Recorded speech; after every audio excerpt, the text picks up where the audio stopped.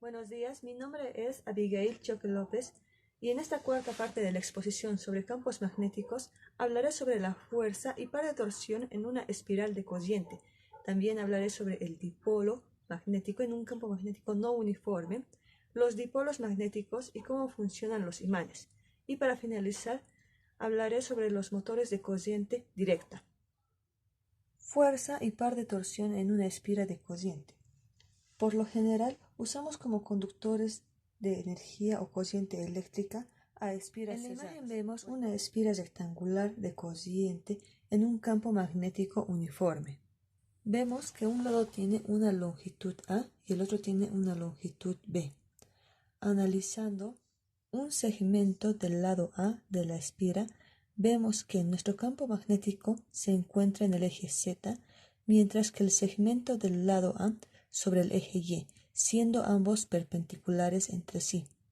También, siguiendo la regla de la mano derecha, vemos que nuestra fuerza magnética se encuentra sobre el eje X, teniendo que la magnitud de nuestra fuerza magnética es igual a la corriente por el lado A por la magnitud del campo magnético. En cambio, si analizamos un segmento del lado B, vemos que forma un ángulo phi respecto al campo magnético. Como buscamos que éste sea perpendicular a nuestro campo magnético, el lado B tendría que caer sobre el eje X. Como vemos, sería el cateto adyacente, por lo que decimos que nuestra magnitud de fuerza magnética es igual a la corriente por el lado B por la magnitud del campo magnético por coseno de phi. Analizando cada lado, vemos que nuestras fuerzas tienden a apuntar en una misma dirección pero en diferente sentido, por lo que llegan a anularse y concluimos que nuestra fuerza neta en una espiral de corriente en un campo magnético es igual a cero, siempre y cuando el campo magnético sea uniforme.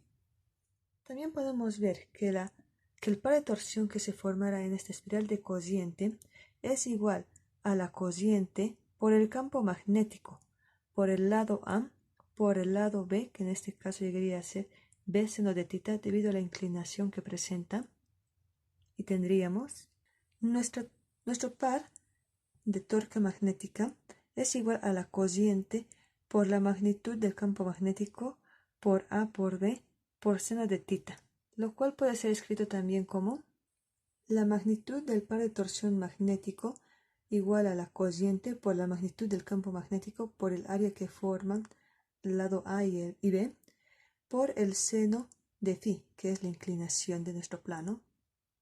También sabemos que nuestro momento dipolar magnético o momento magnético nu es igual a la corriente por el área.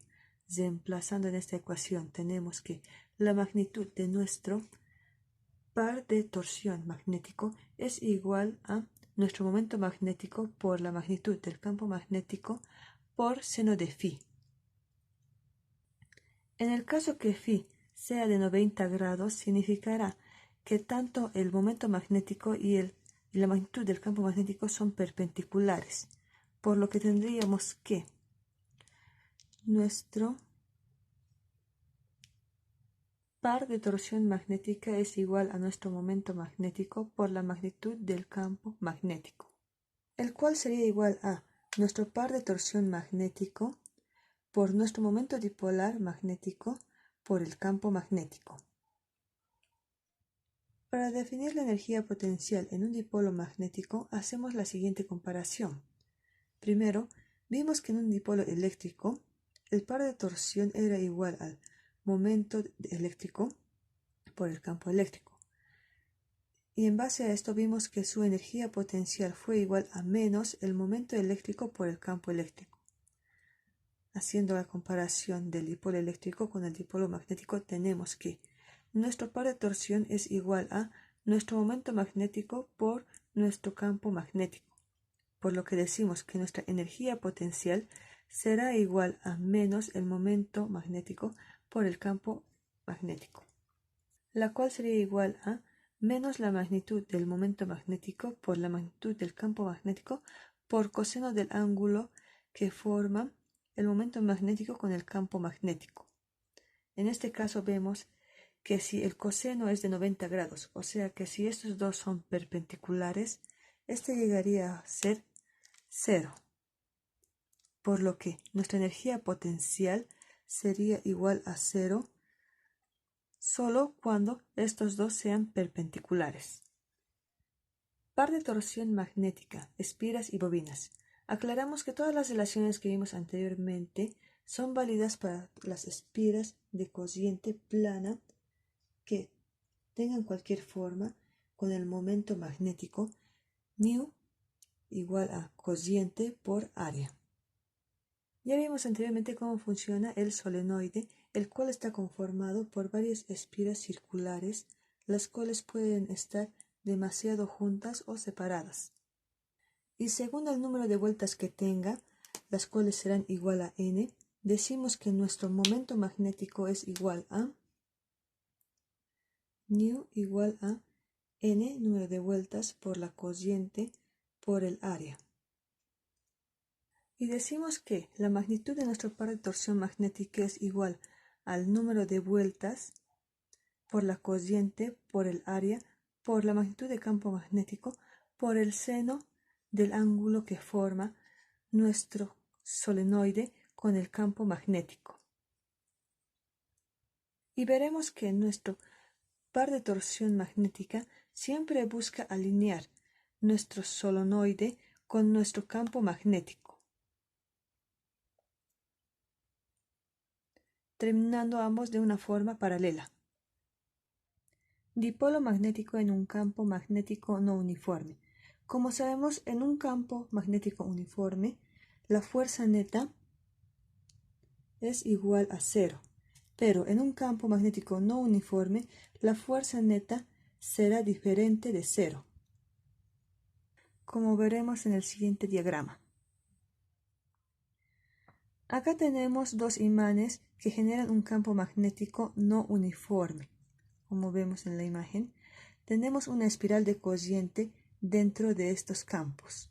En la primera imagen vemos que nuestro campo magnético va saliendo del polo norte hacia la derecha, siendo opuesto a nuestro momento magnético, motivo por el cual nuestra fuerza, la cual siempre será perpendicular al campo magnético en cualquier punto, se desplaza a la derecha, por lo que decimos que nuestra fuerza neta va en dirección hacia la derecha. En cambio, en la segunda imagen vemos que el campo magnético se aproxima al polo sur, siendo paralelo a nuestro momento magnético, motivo por el cual nuestra fuerza neta irá desplazándose hacia la izquierda. Ahora hablaré sobre los dipolos magnéticos y cómo funcionan los imanes. Primeramente, en la imagen vemos un solenoide.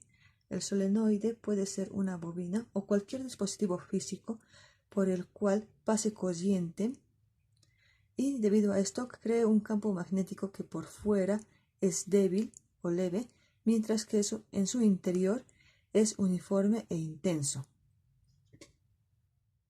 Si tenemos una barra de hierro no magnetizada, decimos que los átomos de hierro tienen un momento magnético no alineado, el cual puede apuntar al azar en diferentes direcciones. La suma de estos vectores es a 0, por lo que decimos que su momento magnético μ es igual a 0. En cambio, en un imán decimos que, como el campo magnético sale del polo norte hacia el polo sur, su momento magnético está alineado internamente, como vemos. Así que nuestro momento magnético es uniforme. Acá tenemos un montón de agujas no magnetizadas cuyo momento magnético es igual a 0. Pero si procedemos a magnetizarlas con un imán, una vez magnetizados retiramos el imán y como vemos los dipolos atómicos tienden a seguir alineados. Esto continuará así a menos que reciba un golpe o aumente su temperatura. Volviendo al imán, vemos que si ponemos este sobre un campo magnético, se creará un par de torsión sobre el imán, el cual buscará alinear el momento magnético con el campo magnético de la siguiente forma.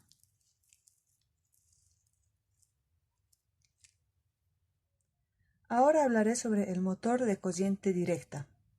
Acá tenemos el diagrama esquemático de un motor sencillo de corriente directa, en el cual vemos el rotor, que es un alambre moldeado y la única parte móvil del motor, que tiene extremos abiertos que están unidos a conmutadores circulares. Estos son los que entran en contacto con las escobillas de un circuito externo unido a una fuente electromotriz, de la cual vemos que la corriente ingresa por la parte roja del rotor y sale por el lado azul. Como vemos, el conmutador está en medio de un imán, de los extremos de un imán permanente, que generan un campo magnético que a su vez ejerce un par de torsión magnética, la cual es igual al momento magnético perpendicular al campo magnético. Debido a que este trata de alinearse con el campo magnético, genera lo que es la rotación de 180 grados gracias a los conmutadores. En la figura B vemos que nuestro rotor giró 90 grados. Esta es una orientación de equilibrio, donde vemos que las escobillas están en contacto con ambos segmentos de los conmutadores. Debido a esto, nuestro par de torsión y nuestro momento magnético son iguales a 0.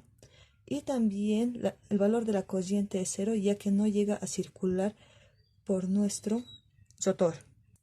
Pero debido a la inercia, como vemos en la figura C, nuestro rotor termina girando, entrando nuevamente en contacto con las escobillas y viendo que el flujo de corriente, en este caso, entra por el lado azul y sale por el lado rojo, lo cual es similar a lo que pasó en el inciso A. En todo momento, este movimiento será en sentido antihorario. El diagrama que vimos era de un motor sencillo, que usaba imanes permanentes, pero para motores prácticos donde se busca incrementar el momento y el par de torsión, se usan electroimanes para generar un mayor campo magnético. Continuando, vemos el potencial para los motores eléctricos. Decimos que la diferencia de potencia es generada por las fuerzas magnéticas que se ejercen sobre las corrientes de los conductores del rotor a medida que gira a través del campo magnético. Según esto, nuestra potencia sería igual a la diferencial de potencia en las terminales AB por la corriente.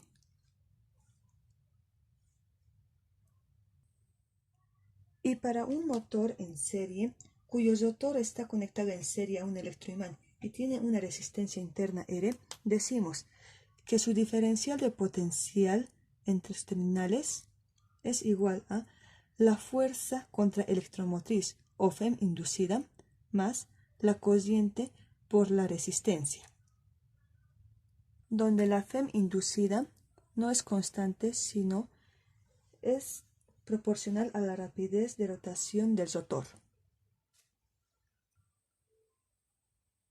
También recalcar que se llama FEM inducida debido a que su sentido es opuesto al sentido de la corriente. Gracias por su atención.